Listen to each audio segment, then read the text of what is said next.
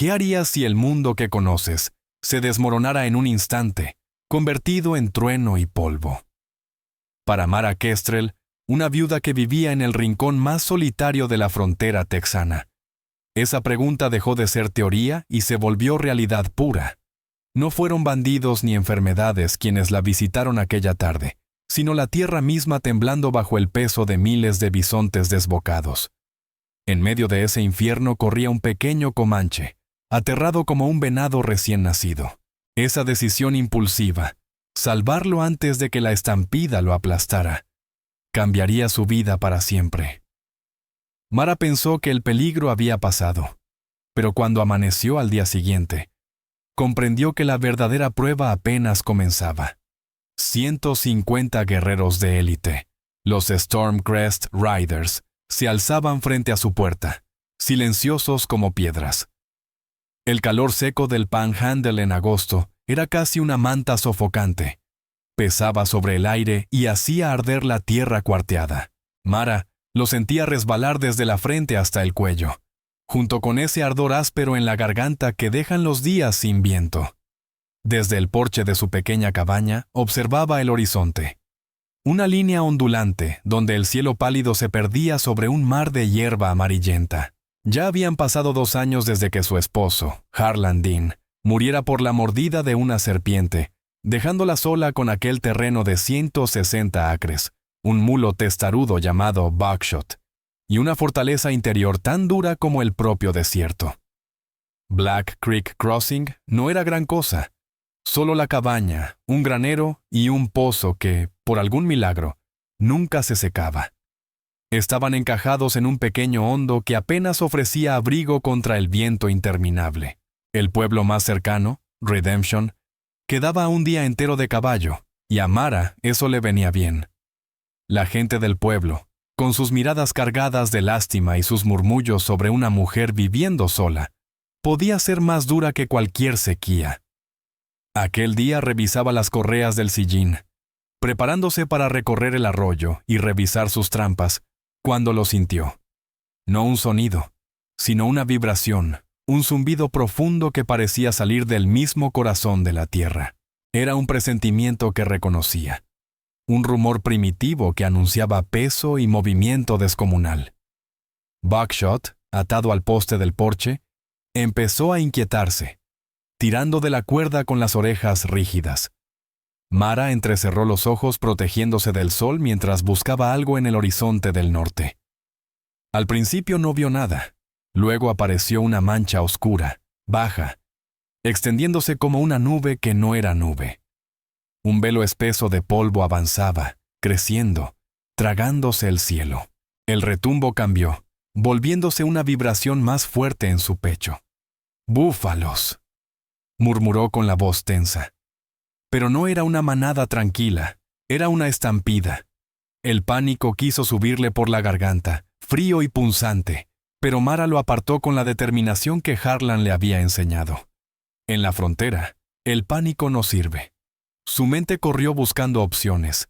La cabaña era sólida, construida con adobe grueso y troncos. Resistiría. El granero era otra historia, pero Buckshot era prioridad. Con movimientos ágiles lo desató. Le dio una palmada y lo hizo correr hacia la seguridad del granero. Aseguró la tranca pesada justo cuando el retumbo se transformó en un rugido ensordecedor.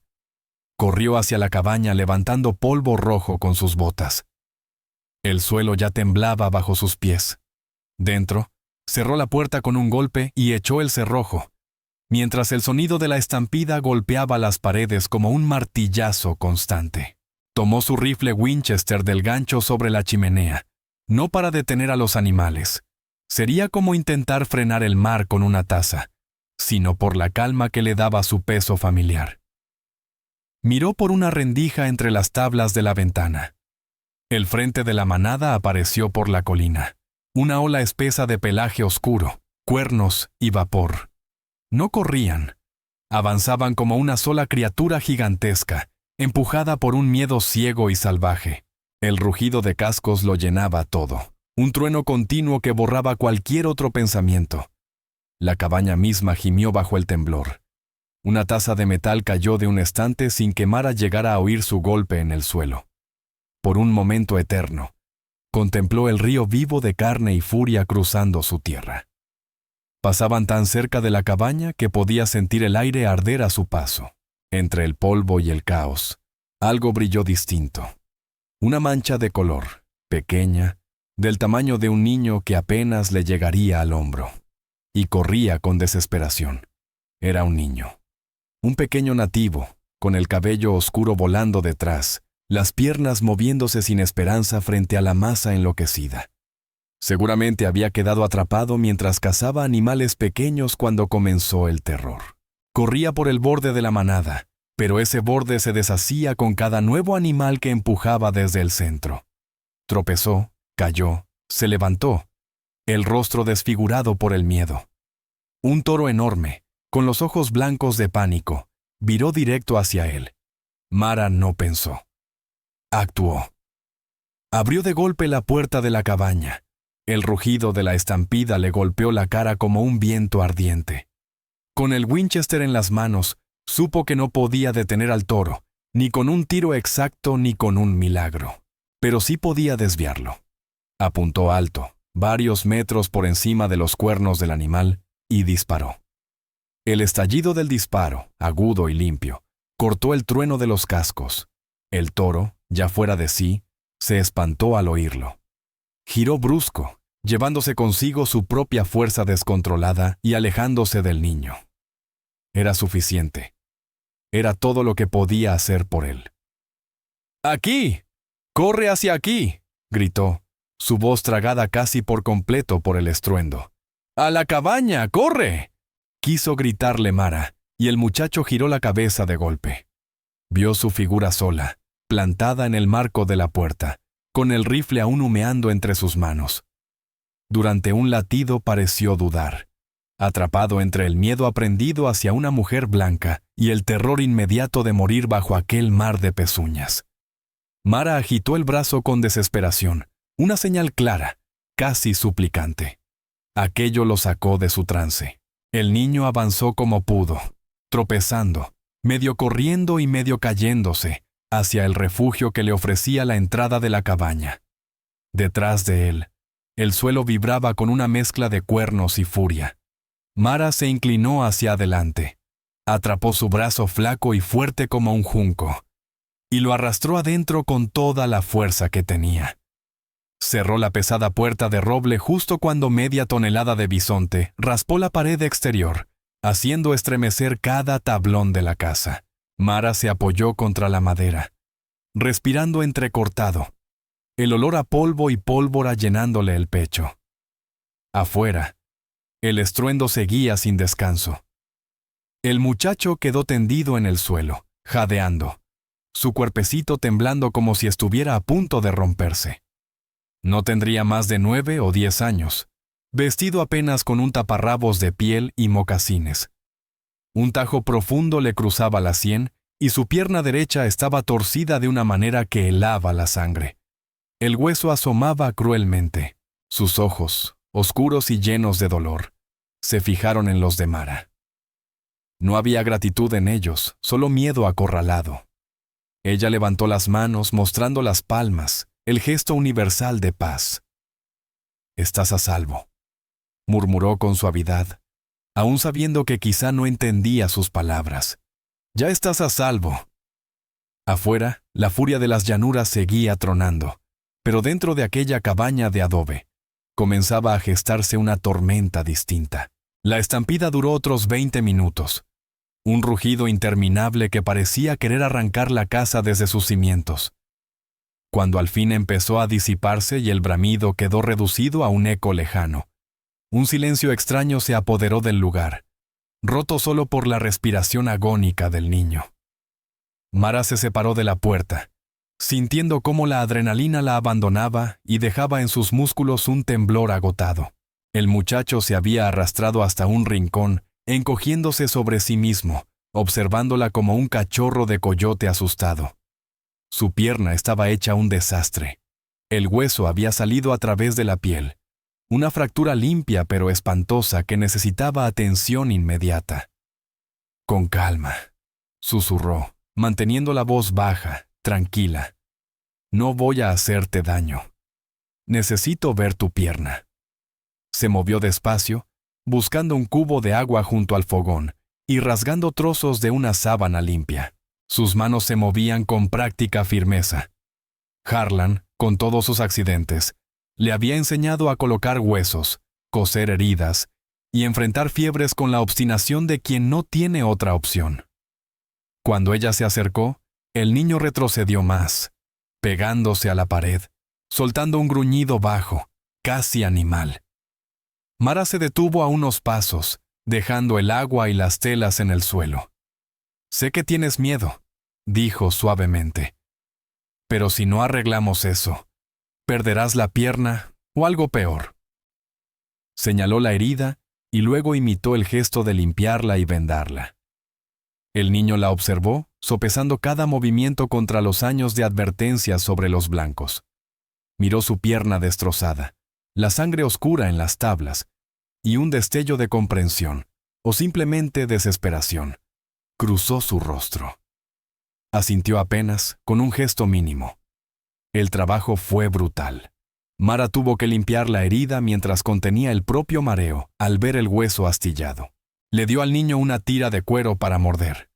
Sus nudillos se pusieron blancos al apretarla. Lo peor fue acomodar el hueso, un tirón rápido, un giro preciso, y el grito del niño desgarró la habitación y el corazón de Mara. No volvió a gritar, aunque su cuerpo quedó empapado de sudor, y la respiración le salía entrecortada. Ella trabajó con cuidado, improvisando una férula con 2 tablillas y vendando la pierna con firmeza. Luego limpió el corte de la sien, que por suerte ya empezaba a coagular. Cuando terminó, lo acomodó con suavidad en un catre, cubriéndolo con una manta de lana gastada. Exhausto y pálido, el niño cayó al fin en un sueño dominado por el dolor y el cansancio.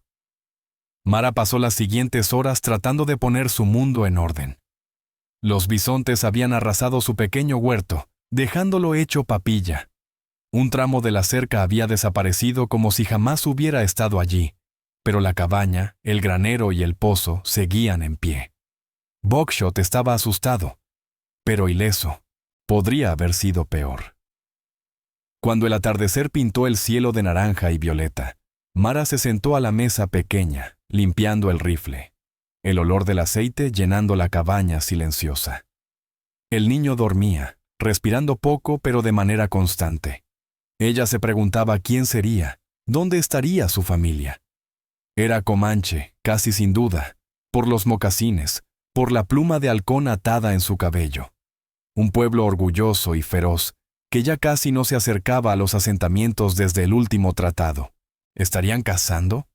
¿Habría un grupo de guerreros cerca? Las preguntas flotaban en el aire, inquietas.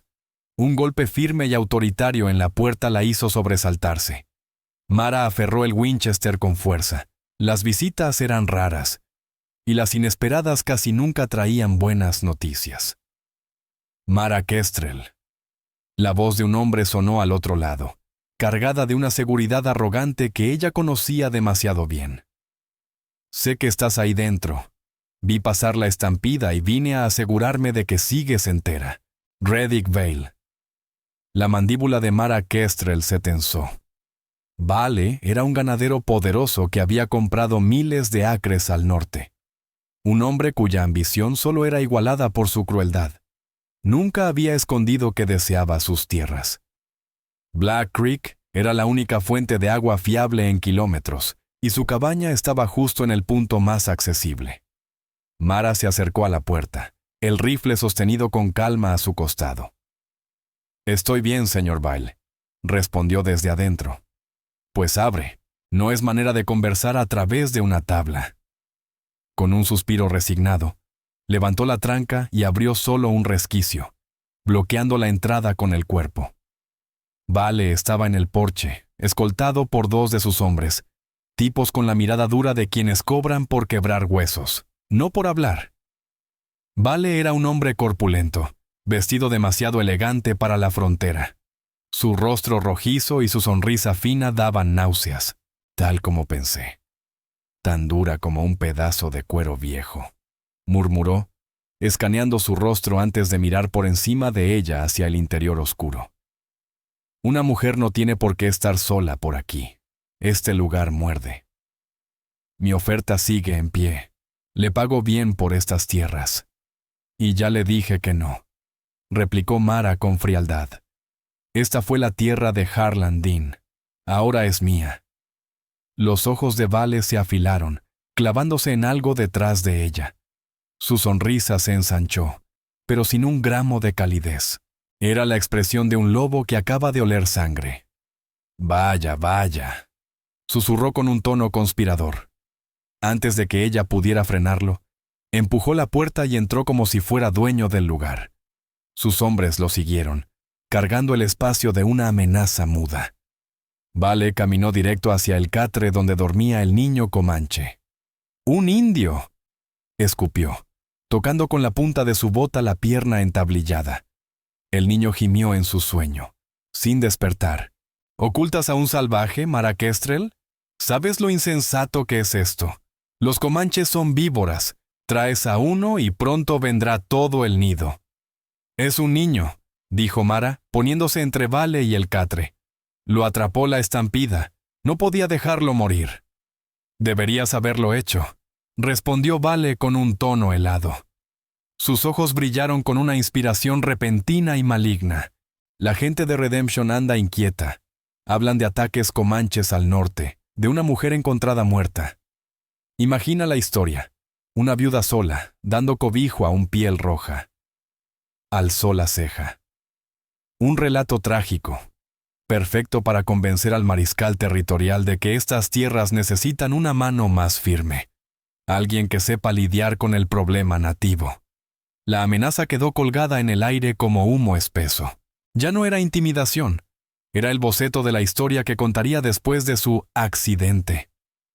«Fuera de mi casa, Vale», dijo Mara con la voz temblando de rabia contenida. Levantó el Winchester, apuntándolo directo al pecho del ganadero. Los ojos de Vale se abrieron apenas, más divertido que asustado. Miró el arma, luego su rostro. «Caray, qué carácter», soltó riéndose. «Lástima que lo gastes mal». Retrocedió despacio, las manos en alto en una burla de rendición. «Muy bien, Mara Kestrel, quédate con tu mascota». Pero en la puerta se giró. «Cuando su gente venga, no esperes ayuda. Tus vecinos estarán demasiado ocupados ayudándome a colgarlos a los dos». Salió. Sus hombres detrás. Mara cerró de golpe y puso la tranca, el corazón golpeando furioso. Esperó, escuchando cómo los cascos se perdían en la noche. El silencio volvió, pero ya no era paz. Vale había visto al niño. Había olido oportunidad. El peligro ya no era una sombra del desierto. Tenía nombre, rostro y un plan. En el rincón, el niño abrió los ojos. Había estado despierto todo el tiempo. Miró a Mara, luego a la puerta y otra vez a ella.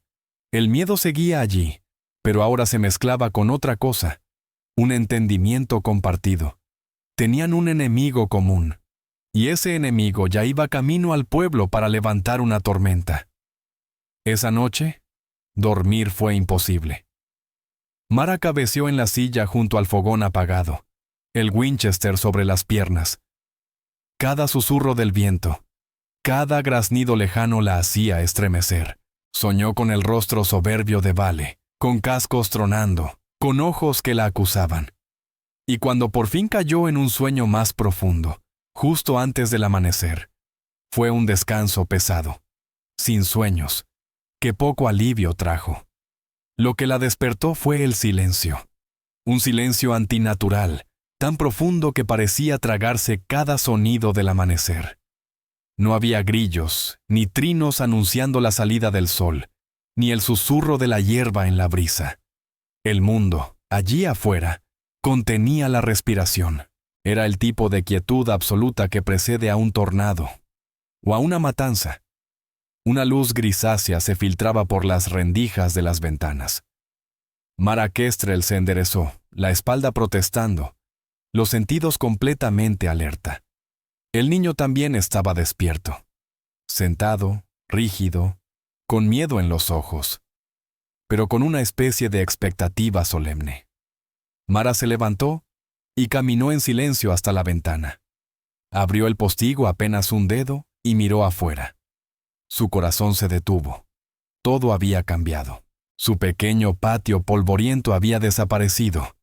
En su lugar se extendía un mar de hombres y caballos, tan inmóviles que parecían tallados en piedra. Eran guerreros, comanches, formados en un semicírculo amplio y silencioso alrededor de la cabaña, con una disciplina perfecta, desde la orilla del arroyo hasta la loma detrás del granero. 12, 20, 50, 100. No podía contarlos. Su mente se negaba. Cada hombre montaba un caballo pinto de guerra, y todos estaban armados. Algunos portaban lanzas largas envueltas en cuero y adornadas con plumas de águila. Otros sostenían arcos, los carcajes repletos de flechas. Muchos llevaban rifles cuyo acero apagado reflejaba la luz del alba. Iban pintados para la guerra. Sus rostros eran lienzos de negro y bermellón, símbolos fieros de clan y espíritu.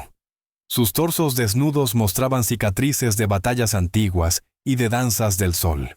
Eran la viva imagen de los relatos más oscuros del viejo territorio. Una visión capaz de helar la sangre del colono más valiente. Y aún así, no hacían ruido. Ni un grito, ni un ulular, ni una amenaza. Solo una quietud vigilante más aterradora que cualquier estruendo. Mara sintió cómo el color abandonaba su rostro. Las palabras burlonas de Reddick Bell retumbaron en su cabeza. «Traes a uno, y pronto vendrán todos los demás». Había tenido razón. Había salvado a un niño, y con ello había llamado a un ejército completo a su puerta. Mara buscó con la mirada al guerrero situado justo en el centro de la formación. Era, sin duda, el líder. Más alto que los demás, con una presencia que imponía incluso desde esa distancia. Llevaba un soberbio tocado de plumas de águila que caía por su espalda, y su rostro estaba marcado con un símbolo negro que recordaba a un halcón en pleno vuelo. A diferencia del resto, no miraba la cabaña, miraba hacia el este, al sol naciente, como si aguardara una señal. Mara se apartó de la ventana con un nudo en la garganta. «Hasta aquí llegué», pensó. Recordó a Harlan Dean, la vida que habían intentado construir, el orgullo testarudo que la había hecho rechazar la venta del terreno. Ahora aquello parecía pura vanidad. El niño la observaba. Había apartado la manta y trataba de incorporarse, el gesto endurecido por la determinación. La miró y por primera vez habló. Su voz era joven, pero la palabra salió clara, cargada del peso de su idioma. «Iron Talon», dijo, señalando al jefe en el exterior. Luego se tocó el pecho. «Lark Tahoma». Le había dado los nombres. El jefe era Iron Talon, y él era Lark Tahoma. Antes de que Mara pudiera asimilarlo, el niño empezó a arrastrarse hacia la puerta, la pierna entablillada raspando el suelo. «¿Qué haces?», susurró Mara corriendo hacia él. «No puedes salir ahí». Lark Tahoma la miró, con una expresión imposible de leer. Se golpeó el pecho, luego señaló hacia ella, y después hacia el ejército silencioso afuera. Trataba de explicarle algo grande. Pero ya no había tiempo. La luz cambió. Los primeros rayos del amanecer asomaron por el horizonte, tiñendo las llanuras de un dorado suave. Y justo en ese instante, como si la luz misma lo convocara, Chief Iron Talon giró la cabeza y fijó la mirada directamente en la puerta de la cabaña, incluso desde 50 metros. Sus ojos parecían atravesar la madera, y a ella. Levantó la mano. No era una amenaza, era una señal.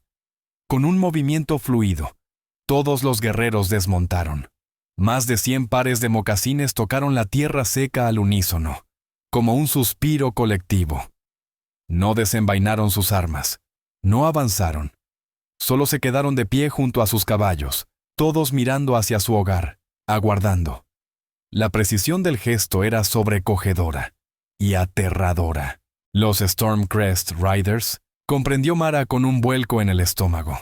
Los más letales de su pueblo, los que solo se nombraban en murmullos, y los 150 estaban en su patio. La barra de la puerta parecía frágil, el roble grueso, papel mojado, y su Winchester, un simple juguete infantil. No había escape posible, no había defensa, solo quedaba el ejército silencioso, y el amanecer. Lark Tahoma llegó a la puerta y, con manos temblorosas, trató de levantar la tranca. Mara Kestrel se quedó inmóvil, dividida entre detenerlo o aceptar que nada de lo que hiciera cambiaría su destino. Su suerte había quedado escrita en el instante en que disparó aquel rifle contra el toro desbocado. Con un golpe seco, el muchacho logró levantar la barra. La puerta se abrió hacia adentro con un gemido, inundando la cabaña con la luz limpia del nuevo día. En el marco de la entrada, se desplegó la visión completa de la partida de guerra comanche. Un muro de cuerpos pintados, acero, silencio. Y al frente de todos, Chief Iron Talon avanzó un solo paso. La larga noche de miedo había terminado. El amanecer del juicio había llegado. El aire matutino estaba fresco, casi frío, contrastando con la opresión que se formaba en el pecho de Mara. Ella se quedó justo detrás de Lark Tahoma, los nudillos blancos por cómo apretaba la culata del rifle. Su corazón golpeaba un tambor frenético que chocaba con el silencio absoluto de los guerreros. Chief Iron Talon caminó solo, con pasos firmes y medidos, hasta detenerse a unos 6 metros del porche. Era imponente, su rostro una máscara de autoridad severa, los ojos oscuros y penetrantes. No miró primero a Mara, sino a Lark Tahoma, apoyado con dificultad en el marco de la puerta. Por un instante, algo parecido a un alivio inmenso, doloroso de ver, cruzó el rostro del jefe antes de enterrarse de nuevo bajo su compostura pétrea. Lark Tahoma habló entonces, su voz infantil clara en aquella quietud. Sus palabras comanches salieron rápidas, desesperadas. Señaló su pierna rota, luego a Mara, luego imitó al bisonte que se lanzaba contra él, y el trueno del disparo. Contaba la historia. Mara buscó en el rostro del jefe alguna señal. Nada. Piedra pura. Al terminar el niño, el silencio cayó de nuevo. Los ojos del jefe pasaron de su hijo a Mara. La examinó sin prisa. Su vestido gastado, las manos endurecidas, el rifle todavía firme en sus dedos, el cansancio que se le marcaba hasta en la postura. No vio una amenaza. Vio algo que ni ella misma esperaba. Entonces habló, en inglés duro, quebrado, pero claro. ¿Tú eres la mujer que se plantó frente al trueno? Mara tragó saliva y logró responder. Solo era un niño. No podía dejarlo morir. Iron Talon asintió lentamente. Mi hijo. Mi único hijo. Lark Tahoma. Lleva la sangre de mi abuelo. Un gran jefe. Dejó que sus palabras pesaran en el aire. Mi pueblo quedaría roto si él muriera. Entonces dio un paso más y dejó su rifle en el suelo. Un gesto inconfundible de paz. Luego dio una orden corta y firme. En perfecta sincronía, los Stormcrest Riders apoyaron sus rifles en las monturas y desencillaron sus arcos. No habían venido a guerrear. Mara bajó su Winchester con cautela. Mi hijo dice que luchaste contra la bestia de metal por él.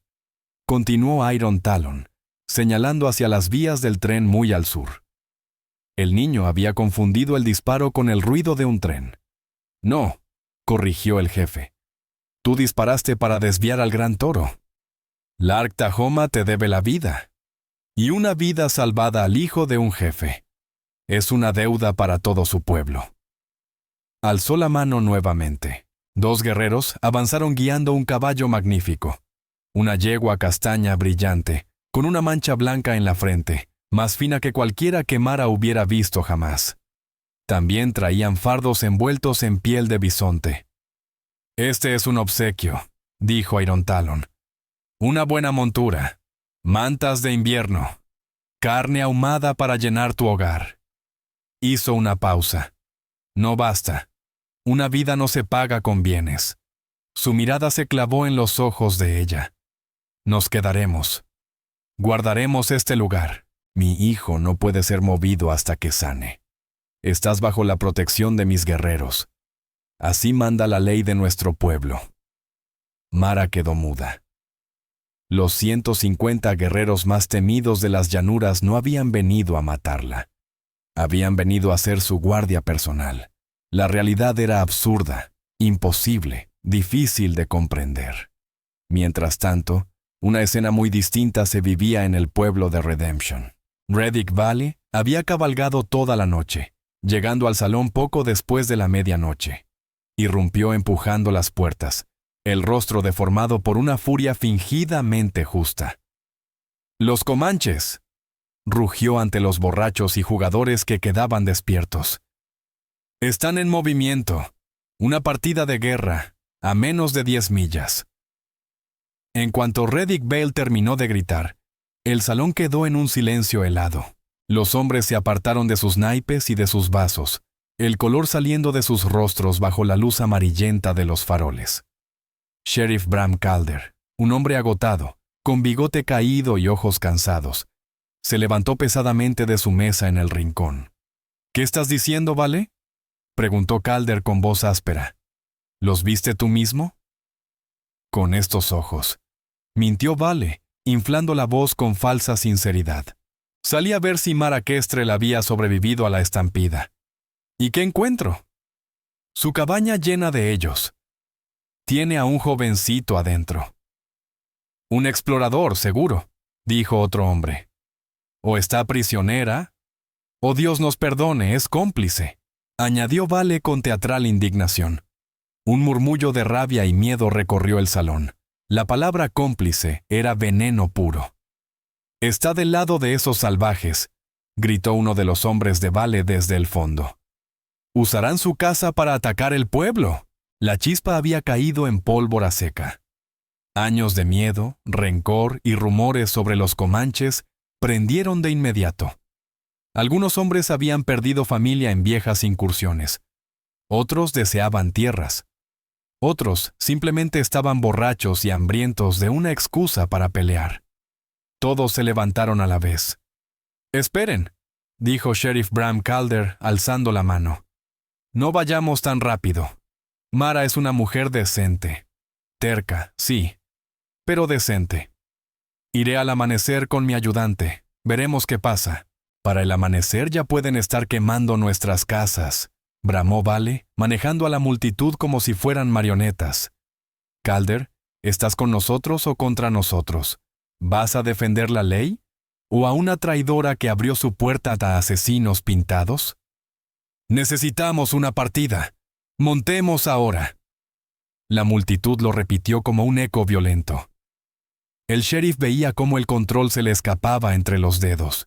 Era un solo hombre frente a una turba de 30, todos inflamados por la furia de Vale. La ley era una tela delgada en la frontera, y el miedo la rompía con facilidad. «Están cometiendo un error», advirtió Calder pálido.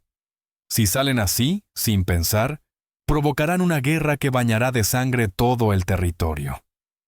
Pero nadie lo escuchaba. Vale ya repartía rifles y cajas de munición desde sus alforjas. Ya no era un hacendado ambicioso. Era un general improvisado guiando un ejército de hombres aterrados y manipulados. Cuando el sol comenzó a elevarse sobre Black Creek Crossing, iluminando a los Stormcrest Riders inmóviles y vigilantes, un segundo ejército, más inestable, más peligroso, se formaba hacia el este. Un ejército alimentado por mentiras, ignorancia y la codicia insaciable de un solo hombre.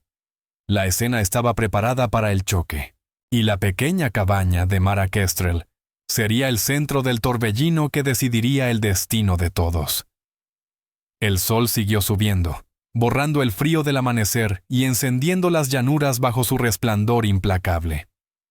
Una extraña rutina comenzó a instalarse en Black Creek Crossing. Los Comanches eran un ejemplo perfecto de paciencia entrenada.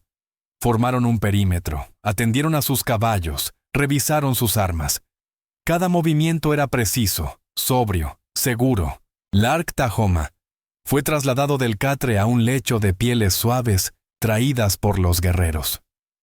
Elder Grey Otter, un anciano cuyo rostro era un mapa de arrugas, examinó la pierna del muchacho, asintiendo satisfecho con el trabajo de Mara, antes de aplicar un ungüento de hierbas olorosas a salvia y tierra húmeda.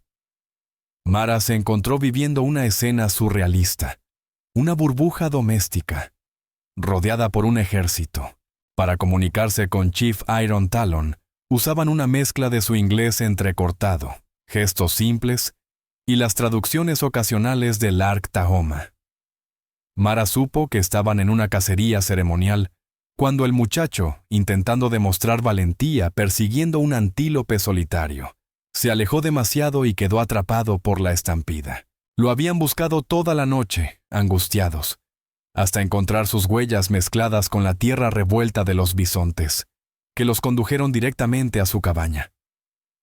«Tienes coraje», dijo Iron Talon mientras ella llenaba el cubo de agua en el pozo, con 2 guerreros vigilando alrededor. La mayoría de los tuyos lo habría disparado, o habría huido. «Era un niño en peligro», respondió Mara, limpiándose el sudor de la frente. «Solo vi eso». Iron Talon observó la pequeña cabaña, el huerto destruido, el techo parchado. «Has conocido la pérdida», dijo, no como pregunta sino como afirmación. «Lo veo en tus ojos. La misma sombra vive en los míos». Mara se sorprendió por su lectura tan certera. «Mi esposo, Harlan Dean, murió hace 2 años», susurró. «Mi mujer», dijo Iron Talon, volviendo la mirada distante. «Se la llevó la tos blanca del hombre blanco el invierno pasado. Lark Tahoma es todo lo que me queda de ella».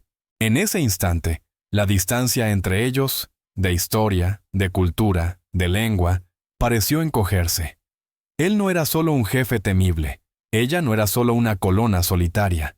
Eran 2 padres, 2 almas marcadas por la pérdida, unidas por el instinto feroz de proteger lo que quedaba.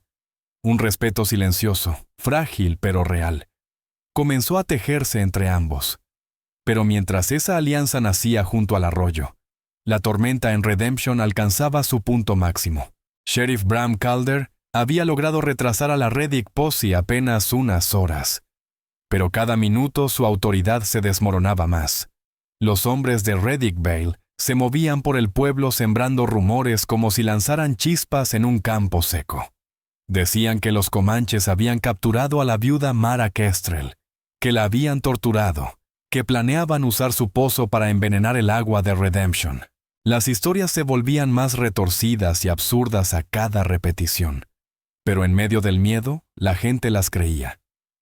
El único que se atrevió a ponerse del lado del sheriff fue Jory Flint, un viejo montañés, antiguo explorador del ejército, que había decidido pasar sus últimos años en Redemption. Su rostro era cuero curtido por el sol y el viento, y conocía más sobre las tribus nativas que la mayoría de los hombres del territorio. Había sido amigo de Harlan Dean, y sentía una lealtad ruda, casi paternal, hacia Mara.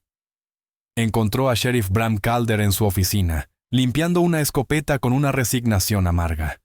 «No puedes dejar que hagan esto, Bram», gruñó Jory, su voz grave como un trueno lejano.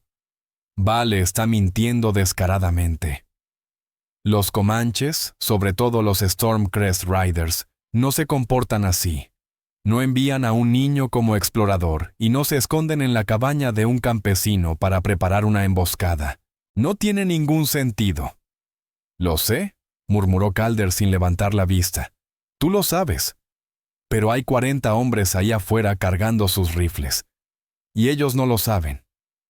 «Están asustados», continuó. «Y Vale está usando ese miedo como si fuera un arma cargada». «Entonces tienes que llegar antes que ellos», insistió Jory. «Ve a la casa de Mara. Averigua la verdad antes de que esa turba la destruya». Calder levantó la mirada finalmente. «Quiero hacerlo. Pero Vale tiene vigías en las colinas. Si me ven cabalgando hacia allá, Lo tomarán como señal de que estoy tratando de advertirla. Y en cuanto me suba al caballo, van a montar también. Los dos hombres compartieron una comprensión oscura. Vale no busca justicia, escupió Jory, dejando caer un chorro de tabaco en el escupidero. Quiere la tierra de Mara. Lleva 2 años intentando echarla desde que Harlan murió. ¿Y esto? Esto es la excusa que estaba esperando. Va a provocar una masacre y la va a llamar defensa heroica. Por eso tienes que ir tú, dijo el sheriff en voz baja. Conoces la tierra mejor que todos. Puedes salir por detrás, seguir el cauce seco. Llegarás a Black Creek sin que nadie te vea. Avisa a Mara. Averigua qué demonios está pasando en realidad. Dame tiempo para intentar meter razón en esas cabezas calientes. Jory asintió, el gesto grave. Voy.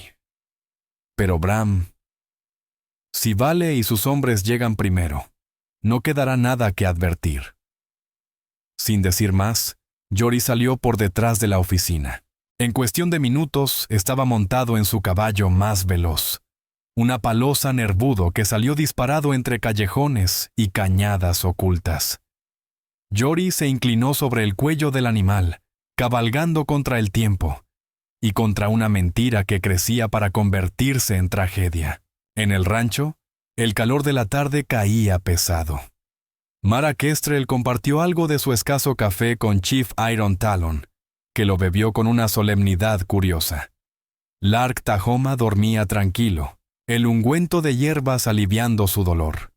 Un raro sosiego flotaba en el aire. Hasta que un guerrero lanzó un silbido corto. Iron Talon se puso de pie al instante, sus ojos estrechos. «¡Alguien viene!», dijo.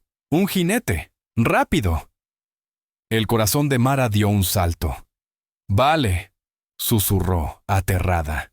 Corrió hacia el porche, entornando los ojos contra el sol. El jinete era apenas una mancha de polvo al horizonte, creciendo rápido.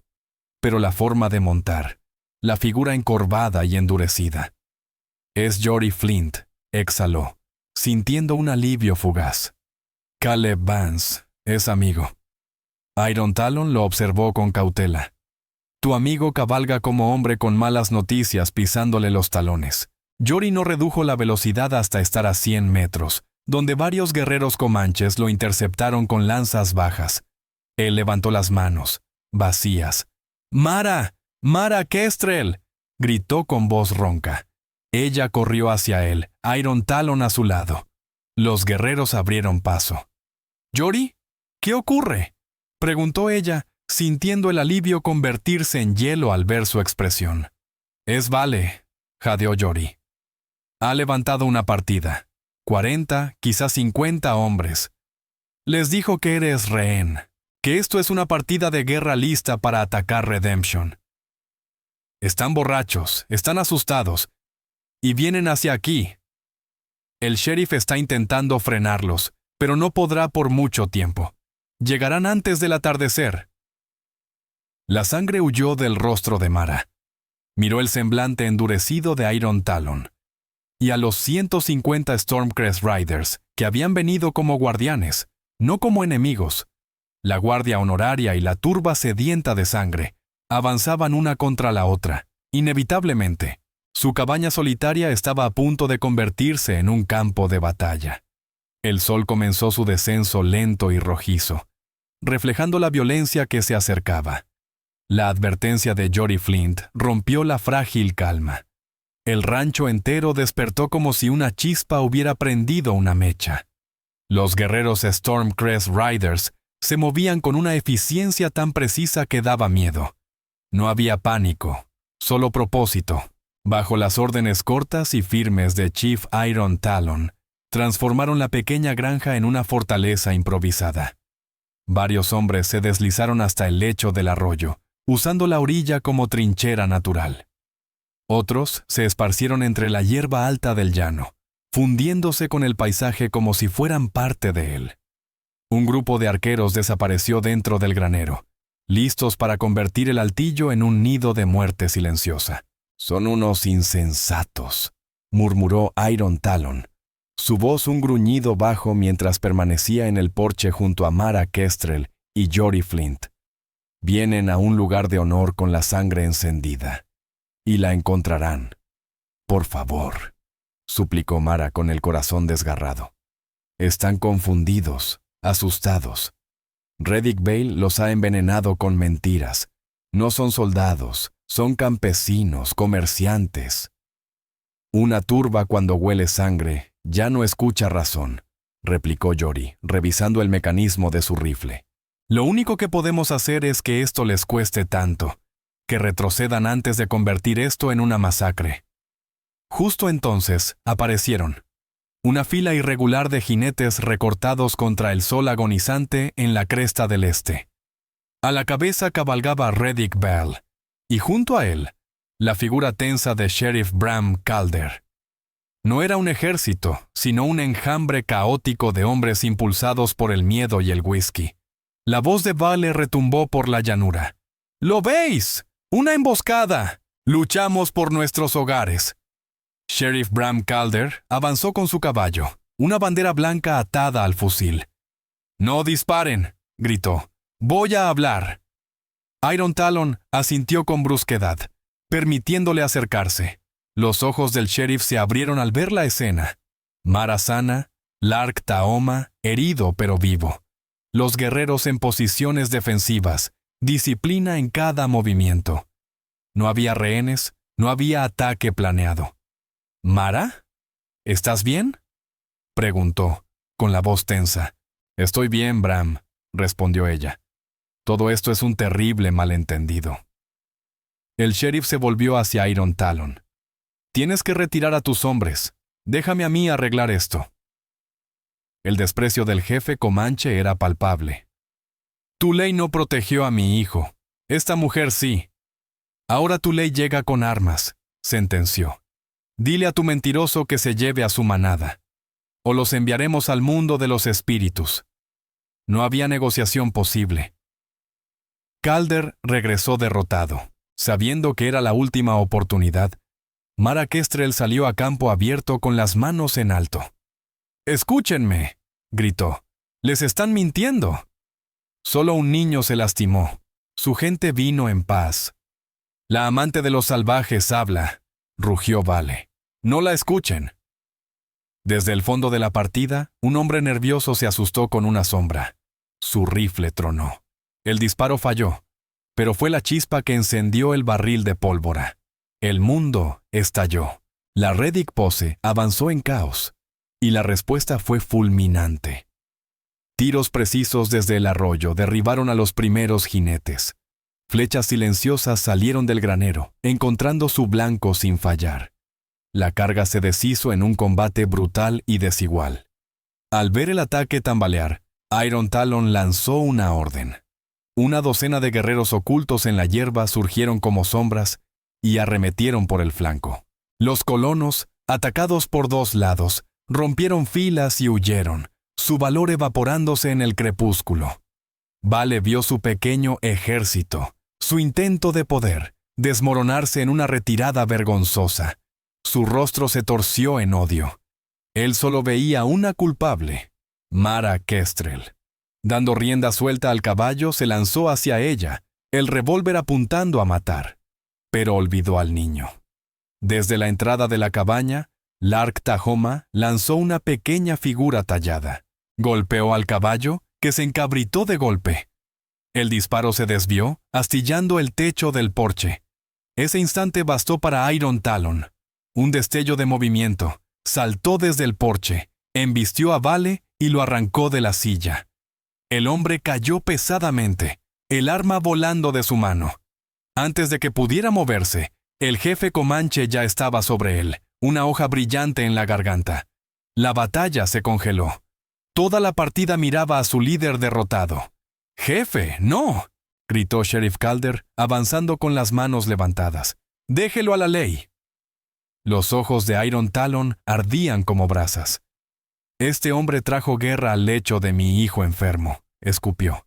«Intentó matar a la mujer que lo salvó. Mi ley es justa». Pero fue la voz de Mara Kestrel la que cortó la tensión como un cuchillo. Si lo matas, estarás confirmando cada mentira que él inventó, dijo ella, con el tono firme, sin temblar. Lo llamarán masacre, y un ejército de verdad vendrá detrás. Por el bien de tu hijo, deja que enfrente justicia en nuestro mundo. Chief Iron Talon la miró fijamente, el pecho subiendo y bajando con furia contenida. Observó al patético Reddick Vile, hecho un manojo de miedo. Miró los rostros avergonzados de la Reddick Posse. Y finalmente, miró a Lark Tahoma, que seguía de pie en la entrada, atento a cada gesto. Con un rugido gutural de desprecio, Iron Talon levantó a Vale de un tirón y lo empujó hacia Sheriff Bram Calder. «Llévatelo», escupió, «y abandona este lugar». La banda se retiró derrotada, arrastrando a sus muertos y heridos, con su absurda guerra extinguida al fin. Cuando por fin cayó un silencio cansado sobre el paraje, los Stormcrest Riders comenzaron a prepararse para marcharse. Iron Talon se acercó a Mara por última vez, desatándose de alrededor del cuello una garra de halcón finamente trabajada. «Tienes el corazón de una guerrera y el espíritu de una madre», dijo mientras ponía la garra en su mano. «Esta tierra es tuya. Mi gente lo sabrá. Eres Mara, corazón del pueblo. Esto será tu señal». Con una última inclinación solemne del Lark Tahoma, los guerreros se desvanecieron entre las llanuras, tan silenciosos como habían llegado. Mara quedó sola sobre su porche marcado por la batalla, la ofrenda de protección apretada en la palma. Su casa estaba dañada, y su lugar entre los colonos era ahora incierto. Pero ella no estaba rota. Había enfrentado una tormenta de odio y sobrevivido, ganando no solo su vida, sino un nombre nuevo que ya viajaba en el viento. La historia de Mara Kestrel y los Stormcrest Riders no aparecerá en los libros de historia. Es un relato grabado en la propia tierra, un momento en que el valor pesó más que los prejuicios y una deuda de vida se pagó con honor, no con sangre. Nos recuerda que el viejo oeste nunca fue una simple pelea de vaqueros contra nativos. Fue un tejido complejo de decisiones individuales, alianzas inesperadas y humanidad profunda en los momentos más peligrosos. ¿Qué habrías hecho tú en el lugar de Mara? ¿Habrías arriesgado todo por un desconocido? ¿Por un niño de un pueblo al que te enseñaron a temer? Estas son las historias olvidadas de la frontera que queremos rescatar. Si este relato de valentía, traición y amistad improbable te conmovió, regálale un me gusta y compártelo con alguien que valore una historia contada con el corazón. Y no olvides suscribirte y activar la campanita para no perderte nuestro próximo viaje por la historia oculta del oeste americano.